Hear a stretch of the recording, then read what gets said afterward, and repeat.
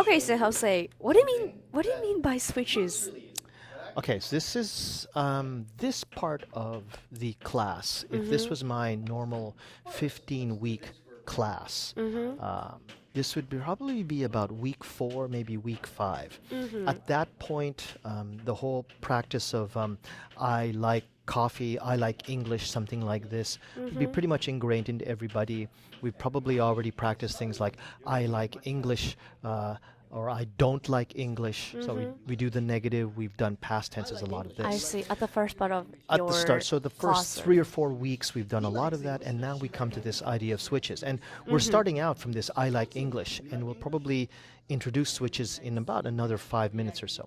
You can see that even with these students, um, something just like I like English, do you like English? Just changing that one word, English. If before we were practicing I like baseball, they get used to that. I like baseball, that comes off their tongue I fairly see. easily. But then I switch it to English and they go, oh no. Just like the boy that you just saw in a demonstration. He did his best and he did really well, but still it was hard to say. So what we're going to see probably in the next 5 minutes or so is where I tell the students, okay, now I want you to learn how to be able to do this so that I don't have to tell you what the object is. Huh. You're going to come up with it on your own. You're the one that's going to actually decide what the object will be based on whatever word comes into your mind. Okay, I and I see. think we're going to start displaying it here. Yeah, Mm-hmm. here we are. Watch. Listen to this one. No more other subjects. So at first, before we get on to changing the object, I make them concentrate on being able to say I and you alone. I like English. Do you like English? Right here. I like English. Do you like English? I like English. Do you like English? I like That's English. funny. Do you like English? I like English. And this is what I was speaking about in the last commentary video that we did about trying to make it so that then you, as a good classroom manager, take what can be very boring Uh-huh. and you show that it's okay to have fun with it. Mm-hmm. And what you're trying to do is just get them to do it really quickly, be confident in saying something that's kind of boring and repetitive, no matter what it is. And it's a good skill to have. It's actually a skill, being able to say that something that you're pretty sure is kind of dumb, and still be able to say it into your partner's eyes. Because as I tell my students, even if you Uh-huh. studied English really hard for the next 10 or 15 years, a good chunk of your English will be full of mistakes. And Right. if you're always afraid that, oh, but I might make a mistake, so I'm not going to say it, Mm-hmm. that's what holds a lot of students back. Learning to feel that no matter what I say, I'm going to say it into my friend's eyes, or I'm going to say it with a smile. Learning how to be able to do that, no matter what comes out of your mouth, is its own skill. Here now That's interesting. they're repeating. So now they have to say the answer I twice. like English. Do you like English? Oh, I like English. I like English. Do you like English? I like English. I like English. And still they That's have to be amazing. able to do it with a good confidence and stuff. We go from here to triple repeats. So say I like English 3 times. If in Triple a speed. That's interesting. we did that in your class. Yeah, Remember? yeah. I And remember then that. the quad repeat. Uh-huh. So you have to do it 4 times. And there's all kinds of ways you can approach it, and while still doing something that could seem to be boring, you can still get a lot of use out of it. Do you remember a practice that we did where while people were saying, I like English, I like English, I like English, I like English, do you like English? You had to pass around paper balls. Right. I remember that. So you had to concentrate on this ball coming at you and passing it to the next person Yeah, without yeah, yeah, dropping yeah, it yeah. while So you we were have to looking at consider paper. two things That's right. at the same Sure, time. Sure. So those are all little things that you can do as practices on here. But because I didn't have much time in this video, I couldn't show that. And what instead, I started talking to them about the need to be able to come up with ideas quickly. And here I think I'm starting to explain about language is speed. And I told them, okay, now I want you to just change out the object. I And see. if we're having a conversation right now, but I'm assuming that other people know that they can also watch this video without our conversation, and they can go back to listen to my original explanation. Huh, that's interesting. So you mean the speed which we can get our own idea is also important. Incredibly important. Huh. You could have all of the most incredible English skills in the world. In reading and in writing, you could have the highest vocabulary level. everything, right. Right. You could be able to read incredibly difficult Shakespeare and still understand it really well. But if you cannot speak quickly, you s- you you really are not going to have what I would call the most essential English skill, which is speaking. And if you don't have speaking, that leads to all kinds of problems.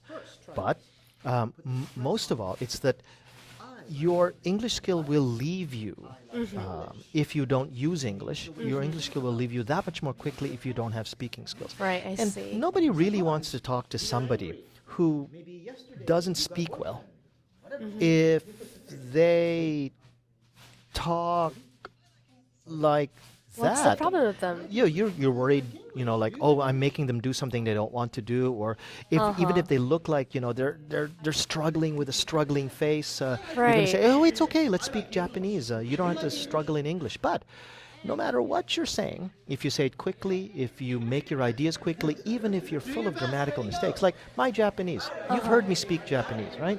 Right. It's full of mistakes, right? I mean, yes. Yes, it is. But it's okay. fine. Exactly. Yeah. But one important thing is that I speak Japanese quickly. Yes. So Because that you have tons of ideas and And the ideas are the most important thing, not the grammar. Right. So I'm teaching these kids how to speak quickly first. how. And I'm pretty sure these are what, TOEIC 600, TOEIC 650 students. Yeah, these kids are like so clever. But before they came to my fluency class, they were Uh-huh. speaking in fits and starts, not being able to give high-speed answers, long responses. So they sound like they're TOEIC 400 or so. I see. So one Now of the here comes the components- explanation about you choose the number of times that you want to repeat. Okay. Ooh. So you can choose the amount of time which you can like come up with your ideas. Right. At this point, that's you give them as many as much or give them as much time as they want to be able to repeat what it is that they want to say, plus Right. use the time that they received the other person's word to repeat that as many times as they want. And now the whole idea of repeating too, that has a real value, because I tell the students, when you're in a communication problem, I want you to have a reflex where you know that the most important thing for you to do if you have a communication problem is just to say what you just said again. Right. So if the other person, if that Australian guy or that English woman doesn't understand what you tried to say in English, just say it again. Don't freeze. Don't suddenly try to change the grammar or your Right. pronunciation. Just say it exactly the same way. Yeah, have a confident. Right. Right. And here they're learning that. They're learning to repeat as a reflex in a communication problem situation. So in the class, they have to like do everything simultaneously at the same time. Right. That's interesting. So one of the components of the speaking is ideas, Right. and they're trying to do everything at the same time. Then to do right everything now. quickly, Right. without paper, without a dictionary, without a desk, without a notebook. Yeah, inside of their brains. Right. But where a lot of, I'm sorry to say, but a lot of teachers will get this kind of speaking practice wrong, is that they assume, oh, well, these kids can understand economics and history, so we should just suddenly, after we close our textbooks, okay, let's have a discussion about history. And the kids will all stutter and have false starts and speak Yeah. really slowly. Right. Because you're trying to mix speaking skill practice with the vocabulary and the difficult grammar that you might have taught 30 minutes ago. Here, we're focusing only on speed, only on reflexivity, and the ability to internalize these skills. That's really important, like start point I of think like so. getting the, how can I say, speaking skill. Right. Remove all of the other problems. Remove grammar as a problem. Remove difficult vocabulary as a problem. And as it's written on the board, focus only on speed. Focus on language being taught as sport. So I think of myself, and I come up with exercises for these kinds of classes, not by thinking of myself as a teacher who's trying to get you to learn more facts. I think of myself as a sports coach. And I'm trying to get you to understand a skill, or I look at you and I see why you can't do that quickly, and I think, okay, in your case, this is your problem, specific to you. And I think that's what a coach would do. That's interesting. So I think It's kind of interesting and kind of different type of the classes which we usually take. But what problem do you encounter when teaching this style?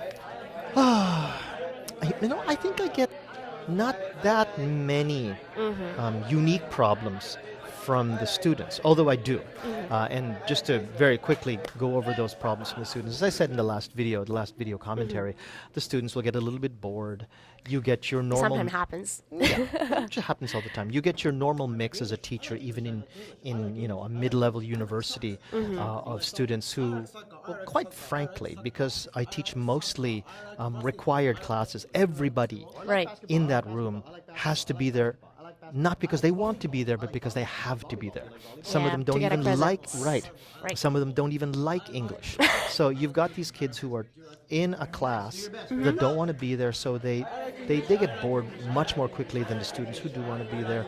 They start wanting to do things like play on their phones. Does it also happen in your class? Oh, sure. Really? Oh, Wow. sure. We never had that. You never saw me like pretend that I was really angry and really let a student have it, scold them. Did I? You I've may heard have. of it before. If I had done it, you would have remembered. Okay, yeah, I think You so. would have remembered Probably because- not in my class. Because Okay. whoa, he's really pissed. Because I Yeah. really turn on what I really turn on the faucet and I really let him have it. But that's a matter of classroom management. Okay. My point is that you get your normal mix of kids like that, and you learn to deal with it in normal ways. I'll give you one example. This young gentleman that I'm about to do a demonstration with. So Okay. you get some kids. I know that this young lad is interested in English. I know this kid is interested in improving his English. That's why he volunteered, although he was paid. But he actually wanted to appear in this video and take this English class with me. You could look at him and think that, oh, he's not really into it and all of these things. That's because of the way he expresses himself. But maybe you've got a shy kid. So you learn to deal with all of these things. So you get this normal sort of stack of kids that can present problems to you, but you learn how to deal with that as a teacher. My greatest problem actually is not so much with the students, but with other teachers who look at the way I teach. Really? Yeah, and Like they what happened to you? not happened. It's not what I would call a problem where like some teachers will complain and say, "Oh, Jose, you shouldn't teach that way." It's that teachers don't understand why I'm trying to teach the way I do, or they don't understand the goals that I have. Oh, I see. And I think that comes from a lot of. And I don't want to say older thinking, but they just misunderstand what I'm trying to do. For example, I was reading an article the other day, and this was a published article by a couple of teachers who work at a university actually not too far from ours. Okay. It's within the same prefecture in Japan. And we haven't gotten to that video about shadow talking yet, but they published an article in a journal, and it was published, it was peer-reviewed, about how the practice of shadow talking was not recommendable because it didn't help a student's pronunciation. So they did. Wait. I told really? you, I told you about this before, but it may have been a long time ago. You may have forgotten about it. But basically, they set up an experiment where they gave shadow talking assignments to students at their university for, I think, they had to shadow talk on a certain amount of time every week, and then a certain amount of time for each one of those times, so that they calculated. It was all in the paper. And it didn't like affect on their English ability? Well, that's the problem. Their hypothesis, their ideas that it would not help their pronunciation. And the conclusion was no, it did not help their pronunciation. Really? I don't think so though. Well, now see, I would disagree with you. Really? Because reading that hypothesis where it says shadow talking does not help your pronunciation, I would say that shadow talking generally, pronunciation is not the most important thing that shadow talking helps. Fluency. It helps your fluency first. Yes. Your pronunciation will come at a certain point, but it's not even in the top 3 of what shadow talking helps most. Shadow talking helps your listening. Shadow talking helps your fluency. Shadow talking helps your overall comprehension of English, but pronunciation way down at the list. Maybe number 4, number 5. So when they came up with these conclusions that said that shadow talking was not helping your pronunciation, I would have said, yes, I know it won't. I don't recommend it to anyone for their pronunciation. I recommend it for their listening. I recommend it for their fluency and all of these other things. But pronunciation, I don't think shadow talking helped my pronunciation until it really helped my fluency. You pick up your fluency first. So my point is this. A lot of people, and even professors, don't understand the things that I do. They think that pronunciation is the first most important thing. It isn't. See. It's your fluency. It's actually not. Yeah. And you can tell too, because across the world, here's something that surprised me too. When I was trying to find a definition of the word fluency in terms of teaching it in a second language situation, it was really, really hard to find a really strong definition for what fluency is. Like what? Well, if you go up to a normal person and you ask them, what is fluency? They will have a very vague idea only of it. But as teachers, we need a specific definition so that then we can say scientifically, you are fluent or you are not. Yeah. You are more like, fluent than him. Like the number of it or something, like percentages or something. Exactly. Right. You can come up with all kinds of things on the internet and in papers say fluency is the ability to speak well, the ability to communicate well and to speak smoothly. So smoothly, speak well, speak with high grammar, eloquently. All of those words are what we call subjective. Whether you speak smoothly or you speak smoother relies on my interpretation of what I think is smooth or what I think is not. I can't make you completely understand it. Then it becomes a judgment. What I wanted was a number. You are fluent because you spoke this number of words in this amount of time or whatever. I haven't found it yet. So that's kind of difficult, though. Yeah, it is. It's very difficult. And because it's difficult to define, it hasn't been done. And because it hasn't been done, it tells me to the degree that most people don't understand what it is that I think don't understand what it is that I teach. So right now, so far, you're like a first penguin. Could be. And the first penguin is the one that's eaten by the shark. I mean... Hopefully not. Well, let's hope not. Hopefully it won't happen, though. My point is that I think it's important to teach, but I think a lot of teachers don't completely understand what it is that I'm trying to do. So sometimes, that's something that I want to make better. I see. Thanks, Jose. Thank you again, Haruka.